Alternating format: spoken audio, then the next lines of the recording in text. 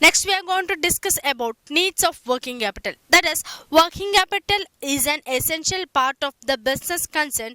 Every business concern must maintain a certain amount of working capital for their day-to-day requirement and meet the short-term obligations. And in that, working capital is needed for the following purpose. That is, first one is purchase of raw materials and spares. The basic part of the manufacturing process is raw materials. It should purchase frequently according to the need of the business concern, and hence every business concern maintain a certain amount as working capital to purchase a raw materials, components, spares, etc. Then second is payment of wages and salary. The next part of working capital is the payment of wages and salary to labor and employees.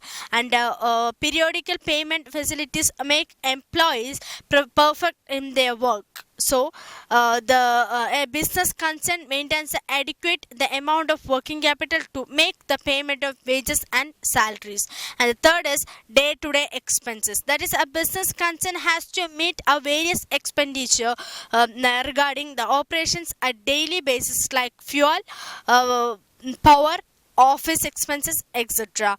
And next is fourth one is providing credit obligations. That is, a business concern responsible to provide credit facilities to the customers and meet the short term obligations, so that the concern must provide adequate working capital. Next, the working capital positions or balanced working capital position. That is, a business concern must maintain a sound working capital position to improve the efficiency of a business operations and efficient management of finance. And both excessive and inadequate working capital lead to some problems in the business concern. That first one, a case and effect of excessive working capital. That is, excessive working capital leads to unnecessarily accumulation of raw materials and components and spares. And second one, excessive working capital results in the locking of up of excess working capital. And third one, it creates a bad debts or reduce the collection of periods, etc.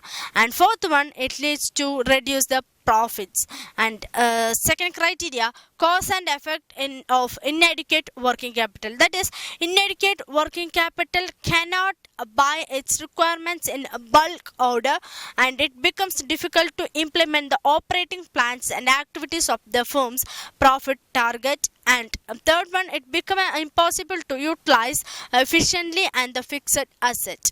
And fourth one, the rate of the return on investment also falls with the shortage of working capital. And the fifth one is it reduces the overall operation of all the business.